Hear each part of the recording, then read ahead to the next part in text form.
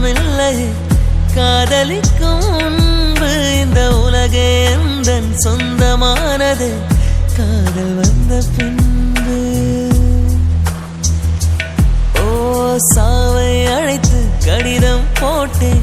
காதலிக்கும் முன்பு ஒரு சாவை திறக்க சக்தி கேட்கிறேன். காதல் வந்த பின்பு என் கடலை உறங்கவே இல்லை.